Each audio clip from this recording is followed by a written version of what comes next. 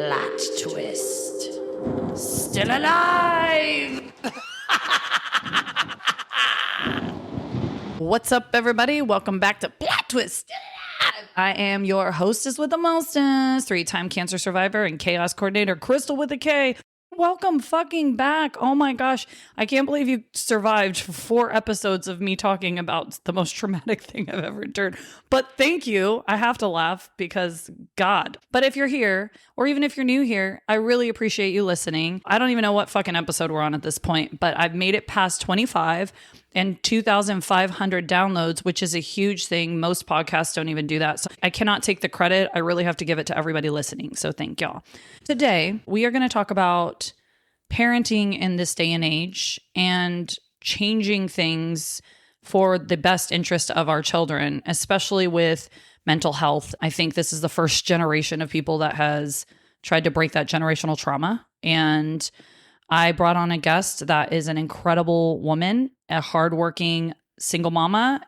I'm actually very inspired by her, and she's like blushing because she's like, oh my gosh, stop it. But I mean it. She's genuinely one of the most kind, selfless people, and she is truly a great mom. Her name is Melissa. Say hello to everybody, Melissa. Hello, everybody. I'm actually pleasantly surprised because you're very introverted. I had mentioned it in our group of friends, like, hey, ladies, if anyone wants to be on my podcast. We're all super busy. Everybody's a bad bitch in this group. So I'm not surprised that a lot of them haven't been able to. But when you reached out, I was very excited. And you're like, if you need a guest, I'm like, I need a guest. Please come on. Also, we haven't covered this at all. We've talked about as adults, maybe our trauma as kids, but we're talking real time, currently parenting. And I think this is such an important thing because as a parent, I have thought, what the fuck am I doing? Am I doing this right? All of those things. And there might be a million books on how to parent, but when you're actually doing it and your child is an individual person, not all of that shit works on the same kid. Would love for you to tell me a little bit about your family dynamic in general. I'm a middle child. Oh, you're one of those. I have one of those. I don't know. I feel like there are different interpretations, but I feel like I have come across those stereotypes that definitely fit. Peacemaker, that sort of thing. My early childhood was relatively easy and nice and perfect. And then around 10, I guess, my parents started kind of drifting apart. So things started to change there. And then through my teenage years, it was all kind of like wild and no rules and no structure and everybody kind of fending for themselves. So that's what home life was like. Did your parents stay together or did they end up, so they divorced? They split, yeah. I think I was 12 when they got Oh God, actually that's divorced. like right when it starts. Shit. Yeah. And did you end up living with one parent versus the other? I was trying to split as much as I could between them equally, but my sisters were not really talking to my mom at the time. And I felt like I was the only person that she had. So I spent a lot of time with her, I think feeling like she needed me to be there. But I went back and forth. Did you have step-parent dynamics at all at that time? We did. They both kind of dated a little bit. And then I think when I was around 16, they both kind of settled into like a new permanent partner. And at that point, though, maybe I'm wrong, you're almost on the way out. Like you're getting to the point where you're your own person. I'm going to go be an adult or go to college or do whatever. Yeah. At that time, it was kind of like you graduate from high school and you leave. Like that's just what you do. There's no real alternative, I guess. And so, yeah, that's exactly what happened. But they both found these great people. I mean, my stepdad was amazing and my stepmom was amazing. And yeah, no complaints for me on either side there. It was great. You go off, 18, become your own woman. And then what? Took me a while. My path was not straight. I fucking get that 1,000,000%. Oh my God. That could be a whole other podcast. I can't wait. But I was kind of hippie, earth-loving person, wanted to go to Africa and Asia and do animal conservation. I wanted to be Jane Goodall, really, was my goal. And so I was thinking that I didn't want kids because how was I going to fit that into my life? And the world was overpopulated anyway, and like that whole train. Well, and yeah, you can't have babies around chimpanzees. I mean, that's just not safe. That's an unsafe environment. Right. Haven't you seen the movie came out just recently? I think it's Primates. I saw the trailer for it. And you're like, oh man, I'm glad I didn't go that route.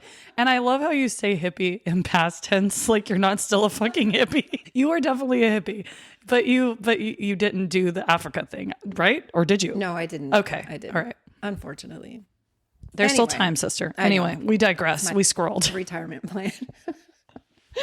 Anyway, I thought I didn't want kids. And then I was with we weren't married yet, but my ex-husband, we accidentally got pregnant. That ended in a miscarriage. And then after that, I was like, no, I want kids. So here we are, 2 kids later. So being pregnant made you like completely shift your, wow. I think the relationship with him at the time too, like it just felt family, it felt good. It felt right. It felt like that's what I wanted. Yeah. I didn't want kids either until I wanted kids. And that was like I was like 26. Oh yeah. But then when I got pregnant, I was like, oh my God, I'm not ready. So I think that most young people say, I don't want kids.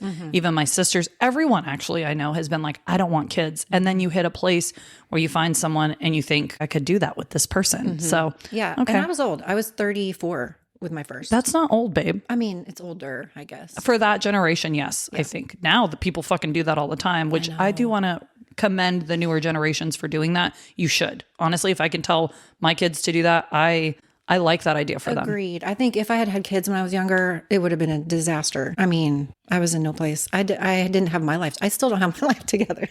Fucking same. Don't worry. Anyone listening to this podcast doesn't. So Okay, that's my clientele.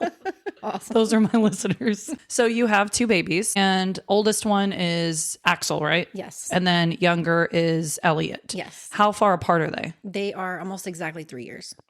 Axel's boy, Elliot girl. Yes. Okay, 3 years. All right. You said you guys are no longer together. So how far into your marriage or relationship, how old were the kids when you guys They were split? little. Elliot was almost 2, I believe. Before I left, things were not good. Like it was just a very tense, unhappy house. And I don't think that she has a lot of, well, probably not any memories of that time of us living in the same house. Does your older child? I think as they get older, they start remembering less and less from like early childhood, but he does have more memories and he's just more comfortable around his dad than Elliot is. And I think that's just because he had more time. So Elliot was almost 2. And so Axel would have been almost 5. I was kind of in limbo. I was teaching fitness classes and doing personal training, and it was great. I loved it. But it was a lot of hustle and I was just on the move all the time. So the kids were going with me to this gym to teach a couple classes, and then I'd pick them up and we'd go to the Y and I'd teach a couple classes, and then I'd pick them up and I'd take them, it was just like that all the time. And I loved the work, but I think that was hard on them. I don't know, just the shuffling around. And sometimes, especially when they were little, my sisters or my mom would come in and they'd end up at their house for a day. We were on the go, all the meals in the car. Yeah. Well, but again, being a single parent, I don't just want to say single mom, is not for the fucking faint of heart. No, it's extremely difficult. Yeah. And those first years were hard, really hard. Like I'll look at pictures of us from that time and I'm like, oh my God, I look 10 years older there than I look right now. The stress. Yeah. Well, and you're in survival mode. Like when sure. that's happening, because you had basically a toddler and then a kid that's about to be in school. Yeah. That's insane. And both are coming into different types of like their own. Those are like very prominent ages in a kid's life. And so I don't judge that at all, sis. If nobody's done it, I look back on that time for me as well. And I'm like, how the fuck did I survive that? Because you did all the things and they probably didn't know any different, but it's really fucking hard. Yeah. And sometimes I look back on that time and I think, God, I wish I hadn't been having to work so hard. But then I also will see pictures or videos from then and we were fine. They were happy. They were healthy. They were fed. They were housed. We were having some fun too. Like it was. You just let your mom guilt creep in. Oh yeah. Yeah. Oh God. I think we're just born that way, which is bullshit. That needs to change too, but I still have it. Like I still make horrible decisions just based on mom guilt. I just feel bad. Decisions. Fine, you can go to Guatemala. I know you're 11. It's fine. By yourself. I love you. Whatever you want. I'm going to get you a car now. I know you can't drive for 4 years. I'm going to put us in debt and that's an investment. It's not that bad, but it's an investment. It's fine. Maybe you could drive it in the meantime. You can legitimize anything. It is though. It's like trying to overcompensate for opportunities that they may have had there been 2 parents in the home, Yeah. Because it's just, I mean, I can't do everything. I just can't. And so there's always something that falls off. Like Axel wanted to do BMX and he did it for a while, but practices were in San Antonio. And it was like, I was trying to work and getting him there, an hour drive there, an hour back. Like was not like a sustainable thing. So he didn't get to pursue that. And so that still obviously weighs on me. And that was years ago, so there's stuff like that just sits. If you in get my nothing brain. else from this, I do want you to try and be a little bit easier on yourself because you've done most of this by yourself for the most part. But I don't want to speak for you, but I guess that's my next question. So you were doing all of these fitness classes. That was your career initially. Were you getting a lot of support from their father at the time? Not from their father, no. Okay. But you had family and community come around you. Yes. What ended up shifting with you so that you could get a career that you were able to be there more or make the money that you needed? It's crazy how this happened. So I had landed in a position where I wasn't having to move around town all the time. I was teaching and doing my training all in one spot. So I could just go to work.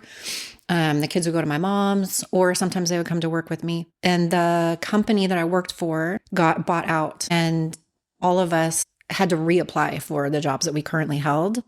And just that thought of like, oh my God, if they don't bring me back on, I can't make a lateral move to something else. It's going to be this kind of same situation and we're going to go backward. And that scared the shit out of me.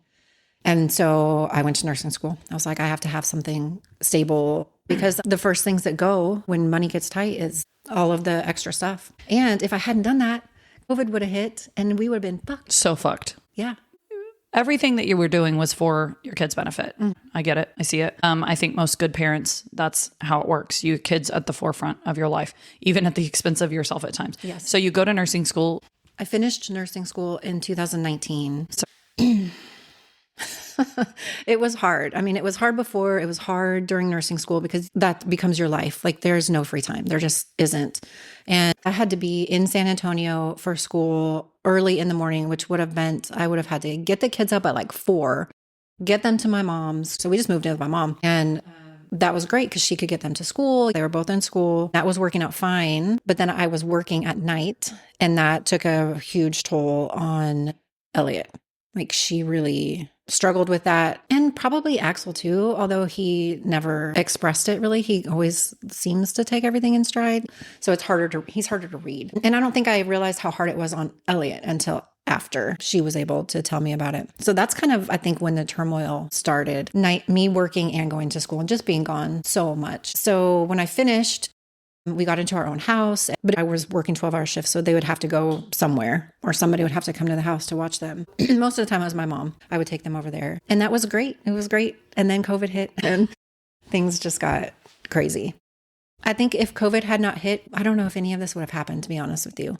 I think she still would have had some issues and some trauma, but I think COVID really blew It fucked adults up.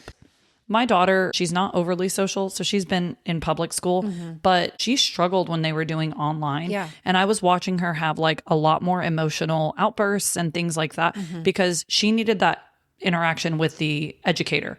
And Yes. she's also academically excels. So for her, it was a struggle. I think just like the interaction, specifically with teachers and educators, not really the other kids as much.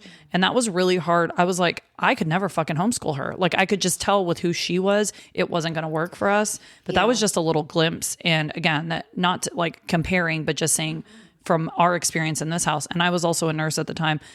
I don't know if it was the same for you, but in the beginning, it was really scary because people were dying left and right. And we turned into the COVID unit at my hospital. So, you too? It was like a catch-22. You either work in the COVID unit, or if you don't work there, you have to be behind the tele nurses. Like you're not going to have a shift basically. Right. And I was a single mom and I was like, fuck that. I'm going to have to work.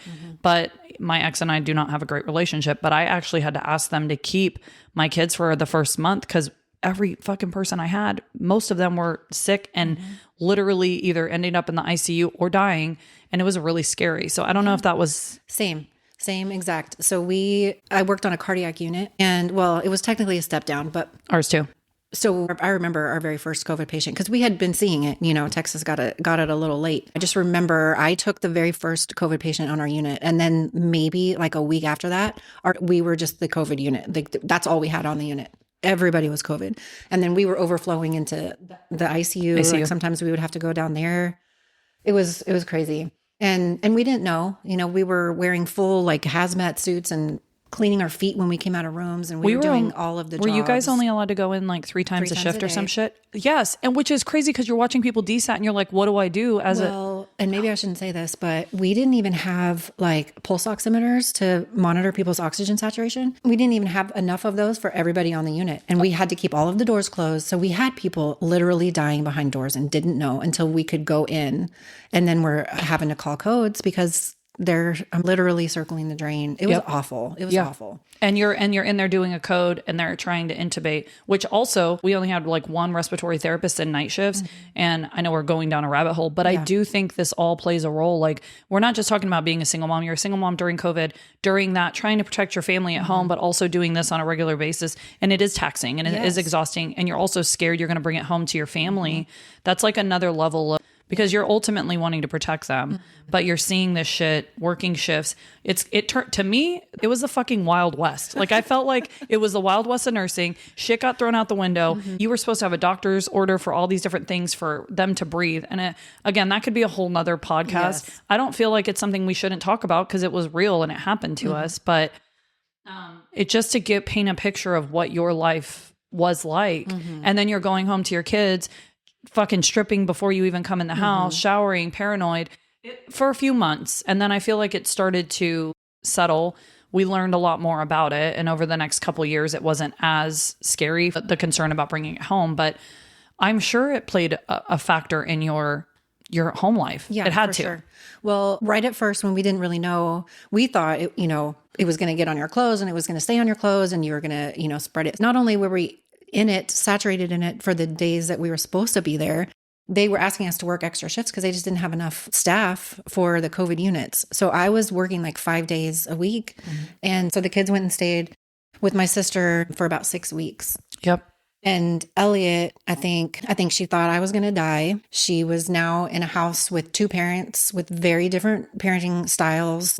She was the only girl. She was the youngest kid. And I think that just whatever turmoil she was having prior to that just like skyrocketed. And then things got really dark for her after that. So she has always been a really loud, outgoing kid. Like, I know, I can see your face. My face. Yeah. Because you know her. When she was born, the doctor was like, God, she's got some lungs. Like she was just so loud, like ear piercing and always laughing, always being silly. She was just super outgoing, happy and funny. And then I noticed her starting to withdraw, like inside herself. And that's where it started. And in the beginning, she couldn't or wouldn't tell me, like talk to me about any of it. I would pull her into the bathroom and be begging her to tell me what was going on. And she would just be silent. And we would just be in there like in silence. And at first it was super frustrating for me because I was like, I'm trying to help you, but you have to tell me. And so it took us a while to figure out how to communicate without me getting frustrated. And so the first way that I dealt with that is I just told her like, okay, I love you. I have some things I'm going to go do. I'm ready to talk whenever you are ready to talk. So this is where I'll be. Come find me when you're ready. And so that's how we did it for a while. And then as time went on, she got better, I guess, coming to talk to me, but it took a while. It took a long time. So then she started coming to me with all of these diagnoses that she had found online. Oh God, she was Googling? She was Googling because she just felt like shit and didn't know why. She needed an answer. And so she was searching and she thought she had autism. There were so many things that I have never even heard of. One was, there's a name for this like thing that happens to your brain when you're in a stressful situation and it causes you to shut down and you can't speak. So she found that there was a name for that. And then pretty soon she landed on trans. She decided that she was not in the body that she was supposed to be in, and she wanted to be a boy. So we were on that track for a while. Well, and as a parent, again, we had kind of discussed this before. It seems like there's like, I don't want to say an epidemic, but it seems like a thing now. And your own beliefs are your own beliefs. And I want my kid to be who they are. I love them. I want them to be who they are. That being said, I have noticed even in like fifth and sixth, specifically middle school, there's like this whole thing now where it's the thing that makes you special, like being either gay or trans. And I have lots of gay friends. Can't say I have any trans, but that's probably because of where we live, full transparency. But I've experienced some of that with my kids, like friends, my kids themselves talking about this. And I always have to tell them, first of all, you haven't even wanted to kiss anyone. You're young. Why do you need to worry about that right now? Secondly, what the fuck do we need to label ourselves for? So I have to have those conversations, but it's hard when your kids don't feel special or important. And then the kids at school are also doing this. And in our generation, that was just not a fucking thing. No. Like you weren't allowed to be gay. I mean, people lived in the closet, married women for beards, and just came out after they had kids for like, basically their kids move out and they're like, cool, I can be gay now. Yeah. It's fine. I like dick, you like dick. But now, you know what I mean? But so I'm sure that for you and being a hippy dippy and not being your parents, right? They did the best they could with their knowledge. Sure. How did you handle?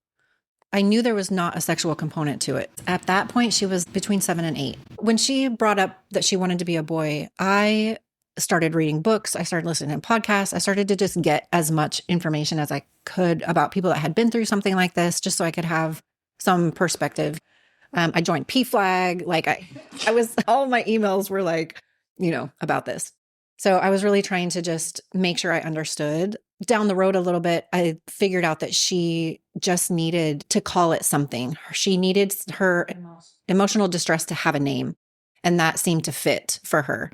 And I think that she could have just as easily been a cutter, which we'll talk about that because she did end up doing that at one point, or had an eating disorder, or it could have been any number of things, but that was the thing that she landed on. And I think it just, I don't know, it gave her a little bit of sense of place. Like she kind of felt like she fit in that community for whatever reason. And there's an answer.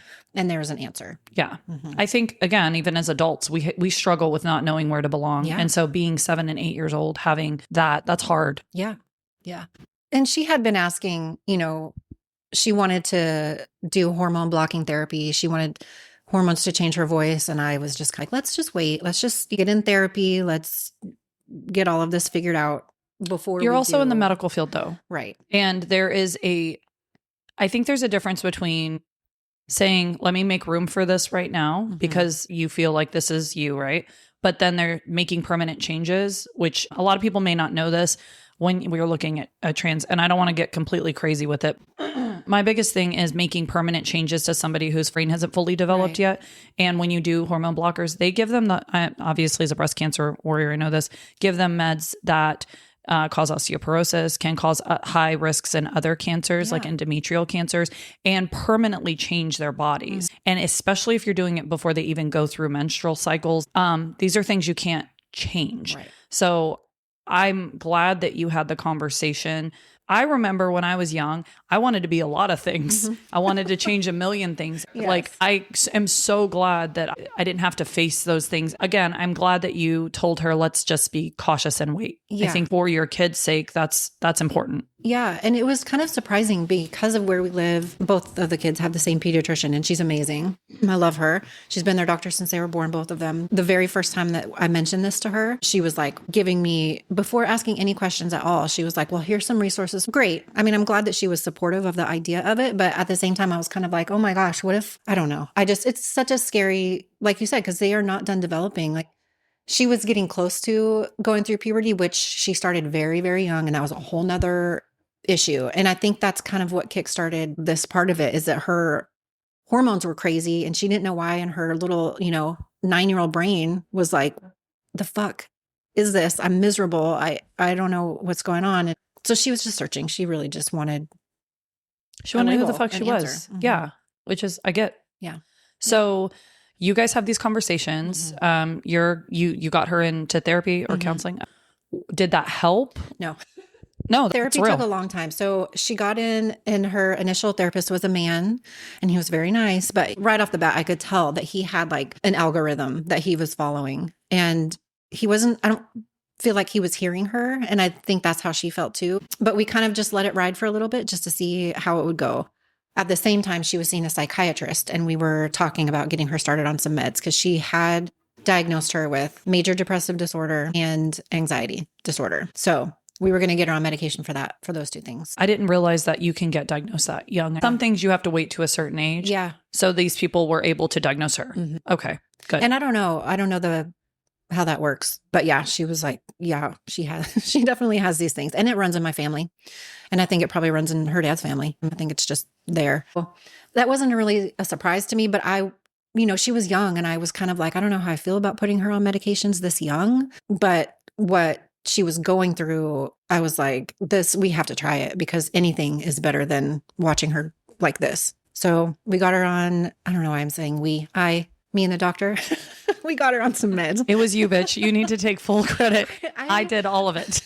I do that all the time. I always say we, and then I'll catch myself like, who? Who is it we? Oh, by the way, I have two personalities because I'm fucking crazy now because I've had to do it all myself. Just kidding. No, it's the royal we, as in you, the queen. Yes, got it. Okay. So you got her on meds. Yeah, so we got her on meds. Did that help? I think it took the edge off a little bit. Yeah. So maybe not as extreme of things happening? Maybe not as extreme, but it was still pretty bad. It was still pretty bad. Although it was starting to come in cycles now. So it was kind of following her menstrual cycle. So I could kind of tell, like, she'd be okay for a few days, and then she'd start, I call it folding. She would just, like, her posture would, she would just fold into herself. And then I'd be like, okay, here we go. And it was hours of crying, and she would just get stuck on things. Like, the cousins had all been together and they were playing a video game, and somebody made fun of her for the video game that she was playing, and she just couldn't let it go. Like, I don't know. She was just like hypersensitive to those things. Yeah. And I think at that point she couldn't see outside of it. She was like, this is my life. It's never going to get any better. There was no way for her to see beyond it, or that this might be a normal part of growing up. Like, it's not always happy. It's not always great. Sometimes you feel like shit and you don't know why. But she felt like it was only her. Like, this was, an isolated thing. Like, nobody else had gone through this. I think the depression, though, that is when I've learned about depression and also have family or friends that have gone through it, that's why it gets so dark and scary, is because they think they're the only ones. Mm-hmm. And they also think the only way to get away from that is sometimes it goes to the worst thoughts. And it's sad because I can't imagine. I don't know what that's like. So to hear you watching your child go through that breaks my heart, because as a mom, like, I can't, again, I'm getting chills. That would be very difficult for me to watch my child enter. And I would do like what you're doing. I would literally do anything in order to make sure they were okay. So yeah, it was terrifying. And I, even when this very first started, I kind of felt like I can't leave her alone for very long, because I never saw anything on her physically that made me think that she was harming, but it was always in the back of my head that she could. I mean, she's a little bit dramatic. She has always been a little bit dramatic. She's a young girl. Yeah. I'm an adult and I'm a fucking drama queen. Yeah. So I could see it happening. I could see her using that outlet to release some of that pain. Like I said, I never saw any evidence of it, but it was always there. If, like, I was looking for a lighter and I couldn't find one, I'd be like, oh my God. And I'd go look in her room and, have you seen this? And she never had it, but it was, that was always my first You were thought. like paranoid at this point. Yeah. So you were like living on edge when this was all happening. Yeah, for sure. Sure. And the kids were a little older now. And so I wasn't getting as much help, from the family, and everybody's got things going on. So it was rough. It was pretty rough. And that's been the last, like 5 years, just living in this kind of walking on eggshells around her, making sure that she has all the resources that she needs. And what phase are we in now? And because the trans thing lasted a couple of years, and she would kind of go back and forth. And at one point she asked me to bring it up to the family and have everybody start referring to her as he. And, you have a pretty cool family. Yeah. They're very like open to a lot of things. And they also like love kids. Yes. And so they're not, I feel like they're the type of, you guys are like the people that just accept all, like very open. Agreed. Which again is not the norm for a lot of families. You have to worry about, I think even with, my family thinking about those things, I've always thought, well, some people are just not going to be in our lives. Like, I already know that in my head, don't give a fuck. But if my kid is ever gay or whatever, I don't care. Like, my kid comes first. Yeah. And there were some members of the family that I did feel that way about. So we didn't talk about this with them. We didn't talk about this with her dad, because she just didn't want to. And that was hard too, because I knew that she was dealing with a mental health issue. And even though he wasn't part of any kind of parenting decisions or interaction or really anything, like at that point, he was not seeing the kids hardly at all. I felt like, God, I mean, I should tell him, right? Like he needs to know this is going on, but she really didn't want me to tell him. And I didn't. Do you feel like the counselor or therapist that you had for her, and then also just like what you're saying, do you think it was a man thing? Like Maybe. She feels safer with women? Probably. I mean, That's fair. Yeah. I get that. So you said you're still in it, which you are. You still have young preteen or teen kids at this point. Yeah. Do you feel like it continued to go like downward? Was it more of a roller coaster, ups and downs since she's been on meds? Were you able to get a counselor that worked for her? It was very roller coaster for a good year and a half. We didn't stay with the male therapist very long because she also thought that she had ADHD, and maybe she does, but she has not been diagnosed with that. And so she felt like he wasn't hearing her about wanting to be tested for that. And so she wanted to switch. So we have been through, I think we're on our 6th therapist now, and she's great. And we finally are in a place where we're making some forward progress. And there was one right before the one that we have now who was also great, but she left the practice. So we had to start over. But this one that we have now is amazing. And in Elliot's first session with her newest and current therapist made more progress than we had in years with anybody else. Wow. Yeah. And that's a point I want to make. And this is for children and adults. It's not a one-stop shop. No. I say this all the time, but like just because you get a bad experience or a couple of experiences that don't feel right for you, you have to find what works for you. We're all individuals. Talking to a person, it's a conversation, but you need to feel safe with them. And you're put in a room with a fucking stranger and you're like, tell them the hardest thing about your life and the scariest thing about your life.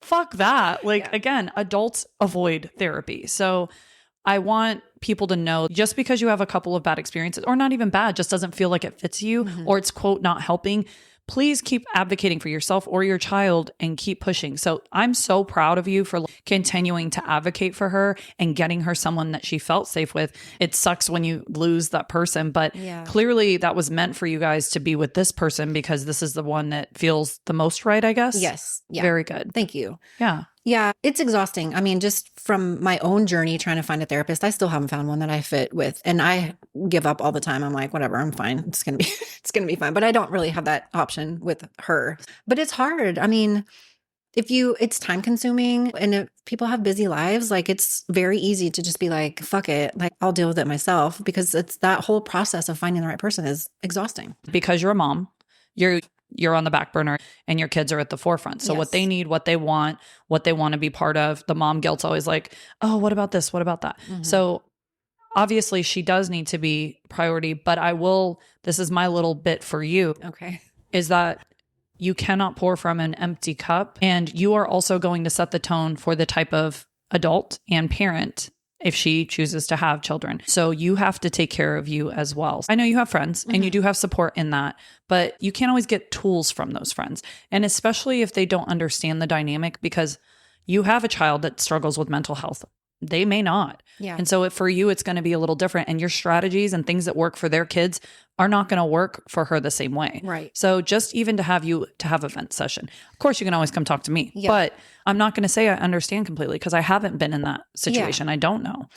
I hear you. It's on my list. I'm putting it out there. Yeah. Just move it up one from 17th to maybe 16th. Well, and I think the problem that we're having right now is mainly because she's in therapy twice a week at the moment, and the copay is $100 a session. You're a single mom. Yeah. The we isn't high. She goes to therapy or I go to therapy. So, I get that.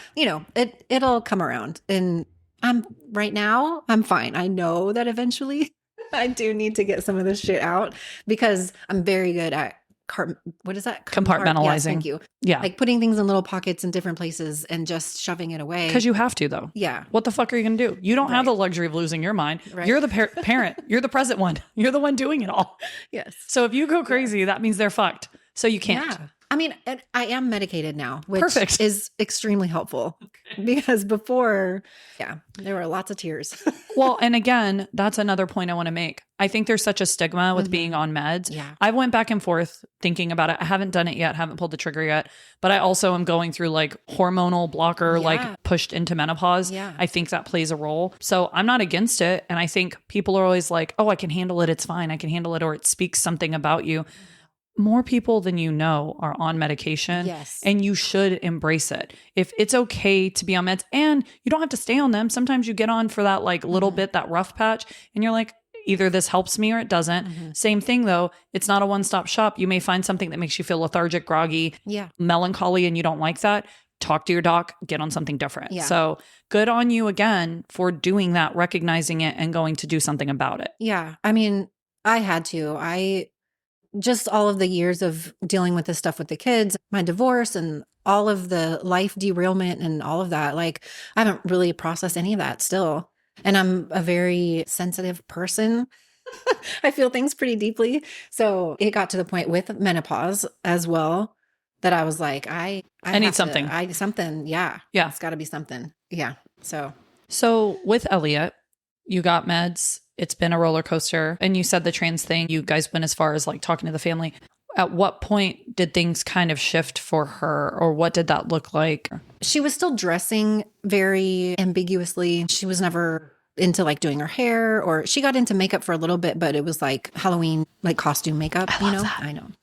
I know. And she was good at it. I kind of want her to circle back to that. Maybe she will. But she wasn't saying that she wanted to be a boy anymore. And she wasn't asking to be called by this different name. And so I think she just kind of shifted out of it. And I didn't really say anything about it. And I thought that things were okay. I thought we were getting better. She was not crying as much. She did have a couple of like really bad spiral moments where she was telling me that she was worried about the state of the world and what is the job market going to look like when she's ready to go out. And she's 12 at this point. Oh and my I'm God. like, why are you worried? And, you know, just like she's worried about the pipes bursting in the house, and she's worried about the dogs getting bit by a rattlesnake, which is a valid concern. Because you don't believe in killing animals because you're Jane Goodall, so you let fucking rattlesnakes live. I just want someone, side note, she really is a hippie. She like, oh shit. She's like, oh yeah, I just have the 18th rattlesnake I found in my home, but I don't want anyone to kill it because people are like, I'll take a shovel. And you're like, oh, you're a fucking monster. Absolutely not. Just let it. I bet was there ever a moment when you're paying that fucking $1,000 vet bill that you're like, okay, maybe it's okay, just the one? Yeah. It was a $4,000 vet bill. Holy sh! You love your dog so much. You love your dog so much. Honestly, I think if the kids hadn't, well, no, I would have taken her first. I would have still taken her had the kids not been around, but I don't think I will do it again. Be like, That's I'm a just lot. going to let nature. I mean, yeah. I mean, I still haven't fully recovered from that. That was insane. So she carries that though. She's worrying about these things that are about not in her control, or that she's responsible for. About the fate of the dog, but how much it's going to cost me. You know, like she's very aware of, you know, how much things cost. Way too many things for a 12-year-old to be concerned that's about. heavy. This is recently, maybe like a couple of months ago, she started asking for new clothes. She was borrowing like my hair products and experimenting with different fashion looks, and started getting her nails done. And I mean, just this total switch. About 2 weeks into that, she had her 13th birthday. And I mean, she just was like a different kid. And I was like, okay, like we're going to be okay. And then we go to this first session with her newest current therapist. And I'm in there for the first part. And then I left and they talked for a few minutes. And then the therapist came back out and get me. And she was like, I need you to come back in. We have some safety concerns. And Elliot had told her that she was having suicidal thoughts and that she thought it was inevitable that she was going to kill herself. She just didn't know when the timing was right. And the things that were keeping her from doing that were me and her brother and the dogs. So that set off a whole new thing. And I was kind of taken aback because I felt like there had been such a shift, and we had, you know, I was like, okay, we've turned this corner. Like she's doing better. And then she tells her therapist this, and I'm like, fuck. Okay. So we go home, we lock up every potential sharp thing. We lock up all the drugs, all of it. And so since that therapy session, there have been a couple other mentions of feeling that way. I found out that she had been cutting for a little while, about a year ago. So we're still on this train. I mean, I think we're on the right track. And I think that now she is trying to make sense of the way that she used to feel versus how she's feeling now, because it does seem like it was such a quick shift. It's almost like I don't know when I can trust her happy moods. I don't know if it's a cover. I don't know if she's trying to like lessen the amount of stress that I'm carrying because I'm worried about her, so it's just, I just feel like completely scared. Confused. Yeah. All the time. But I mean, she's doing well. She loves her therapist. She's on a new medication. Like things are okay. But I think the darkest periods were probably in that in between where she wasn't talking to me as much. And I thought things were better because she wasn't coming to me. But I think at that point was when, if she was going to do it, she would have done it. And I really think that if we hadn't built the relationship prior to that, those few years when she was going through all this and figured out how to communicate, I think there's a very good chance that she would have done something to hurt herself. I know. No, that's super emotional. I'm trying not to cry. It's hard because I do see a beautiful young person. What you were saying about her being so outgoing. Mm-hmm. I've never known that Elliot at all. And not that I've been around her a ton, but even like through our conversations and then when I have spent time with her, I haven't known her. But it's funny because the right type of people or the right like things will bring it out. Yes. And I do get to see sparks of that.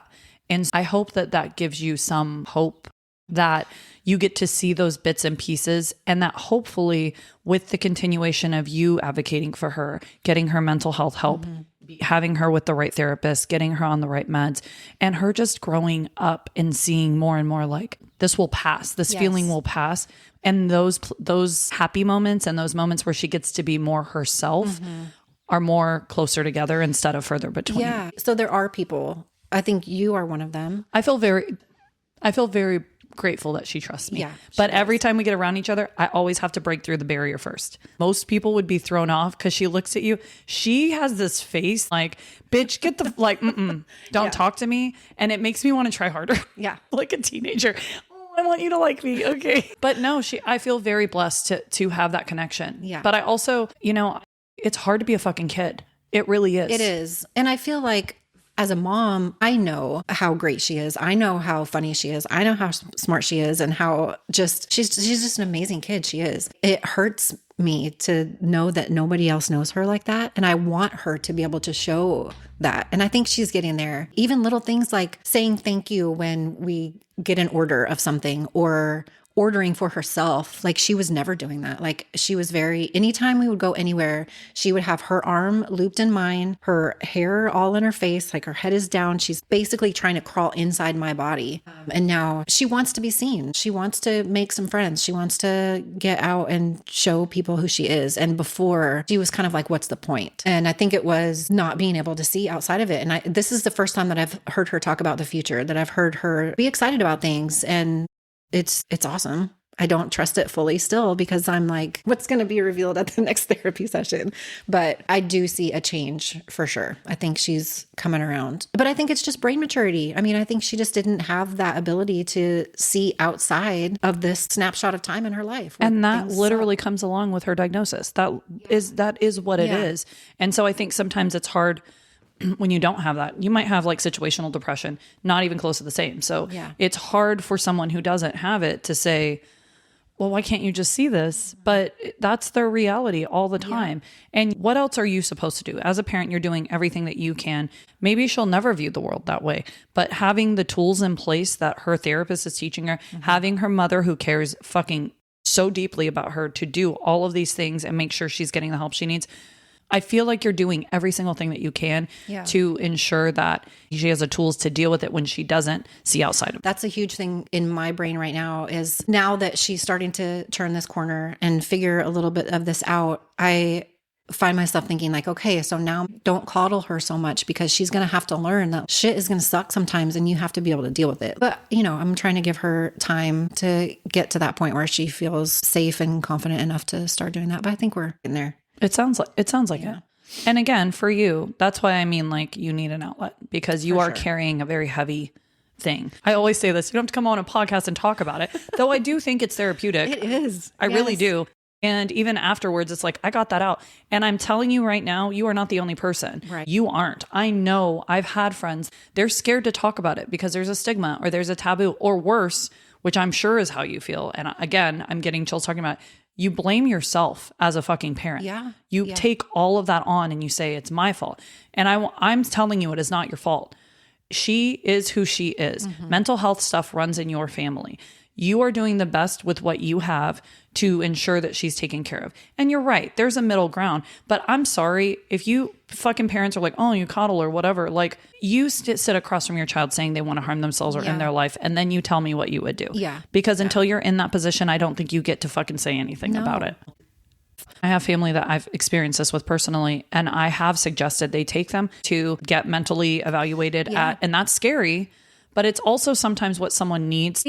So I've talked to Elliot a lot about, The process. just recently, the process and what that looks like for people in the hospital, because at first she wanted to go to inpatient treatment. And I did agree that she needed intense therapy, but I was like, this is what inpatient therapy looks like. And this is what outpatient, you go every day, several hours of therapy a day, but then you go home at night. Like this is the difference. These are the people that you're probably going to encounter if you go to an inpatient, where these people are not stable yet. I was going to say it's not just like one type of mental illness. No. People are in there with schizophrenia. Yeah. They've had mental breakdowns. They're in psychosis. Right. It's scary. Yes. Again, not to tell you not to take your child. This is a step when it's severe. Obviously, if your child is threatening to harm themselves, 100% take them into the ER or crisis center. Yes. Again, you have medical background. You know what the questionnaires look like. I know what the questionnaires look like. So if they are threatening, they have a plan. They know they're going to hurt themselves in that moment. Take them. Right. Because I've seen people on the flip side, children, young teens, take a bottle of fucking Tylenol, not because they were actually suicidal, but because they were doing it as a cry. It ends up the same way no matter what, whether it was intentional or just in the moment. That's another big thing. And it is definitely like she gets triggered. If there's something going on in the news, then it brings her back to that. What's the point? This world sucks. And so I have to be careful about what she's consuming, and who she's talking to. As you should. Deeper, yeah. Yeah. But for you to talk about this, I appreciate your honesty and your candidness. I know that my kids are my life. I know that your kids are definitely your life. And I know this isn't going to just be done when you leave here today. And even when they become adults and move out, you're still going to deal with this because it's something that she will have.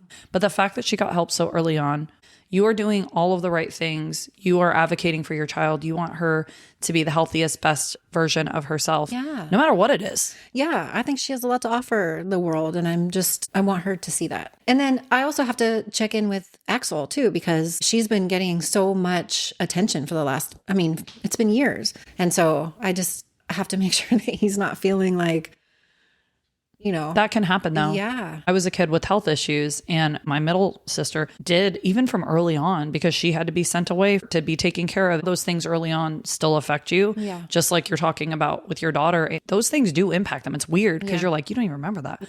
But for a long time, she felt like I was always the one that had attention because even though I was in remission, I always had medical appointments. Anytime I was sick, it was the biggest deal. Like it has to be hard to live in the shadow of, what do they call? It's called something like the glass child or the something child. I have to look it up, but one of my friends was telling me about this as well. And so I'm glad that you're doing check-ins. And how is he faring with all this? I think he's very stoic. He's just a very stoic kid. So he really doesn't tell me a whole lot of emotional stuff unless it's really bothering him. Like he has come to me a few times, like, girl stuff and whatnot. And he even cried in front of me the other day and I was like, oh my God, like my heart was broken. But he will tell me if things are bothering him. But most of the time, I think he just kind of rolls with everything. So I don't know. I'm just trying to do extra little things for him because same, like with the doctor's appointments, like, oh, I got to take her to therapy. Oh, she has this appointment. Oh, we got to go do this. And, there's nothing for him. So I've been trying more recently, like we're going to go get his hair changed up and just different things to make him, I see you. I still see you. I know that you need things. You're too. important. You're special. Yeah. Yeah. It can be all consuming. And not that she doesn't deserve that, but it's also you do have another child. I will say I love their relationship. even in the times I've spent with them, she fucking adores her brother so much. She looks up to him so much, and she's like his biggest fan. And it's just a really cool thing to watch. Yeah. Very, very and cool. they're starting to interact a little bit more. And I think their relationship is getting a little bit stronger. And that's all she ever wanted. She just wants to be his friend so bad. And I talked to him about this, like, this is what's going on with your sister. If you see anything, if she asks you for help, please help her. Like, be nice. Be nice. Just be nice. Because there was a time when they went to the same school and they were all out at recess together and she fell, I guess. And Axel came over to help her. And so we're in the car on the way home and, she's telling me all about it. And I fell on the playground and he came over and helped me. And he goes, I only did because everybody told me I had to. It's fucking real. Like, I didn't want to, but like, they're like, your sister fell. Fuck, I guess I'll do it. And I want to look like a dick. Yeah. At least he did it. He probably could have avoided telling her that, because then she's like, oh, he didn't like me. But that's normal. That's a normal fucking like sibling dynamic. Yes. I thought opposite sexes would actually mean they wouldn't fight as much. My kids fight like fucking cats and dogs, and a big gap. Well, 4-year gap, but I hope as they get older, they continue. I think when we become adults, you probably can speak to this too, having other siblings. It's when I became an adult that I really valued and appreciated my relationship with my siblings so much more. Mm-hmm. And now to this day, I can honestly say my sisters are like best friends, very close, very, very close. Yeah, same. And I think that he's getting to the point where he is not seeing her so much as like this little irritating sister, and can see that she's actually a pretty cool person. So I think that's a developing thing that's happening right now. Yeah, but he's our older brother and he's going to give her shit because that's what they do. And older sisters too. So through all this, obviously, again, are still in the midst of it. It's a work in progress. What are some things that you want to tell people? What are some things that you want to encourage people to do, or some resources that you might want to give? And I will also, just so everybody knows, I will put the resources that you have on the blog. We'll have local as well as national. I guess the main thing for me is I can see people my age kind of repeating parental patterns from when they were parented. And I just parenting the way you were parented. Encourage people to not do that. Like, we know more now. Listen to your kids. They go through phases, but please don't call it that to them. Like, just give them patience and support and help them through whatever they're going through. And it's going to change. It's probably not going to be something that's going to be forever. And when she was going through some of this, she wanted to be a boy thing. Like, there's a part of me that was mourning my daughter because I was like, well, this sucks. Like, this is my daughter. She wants to change her name and she wants to be in a different body. And I made this human. And so that I had to put that part of my thinking aside because it didn't have anything to do with what she was going through. That was my stuff. The idea that who they are isn't enough either, right? Right. Like, that's rough because you're like, I think you're fucking incredible. And the only person that can be you is you. Yeah. So I feel you on that. Okay. Yeah.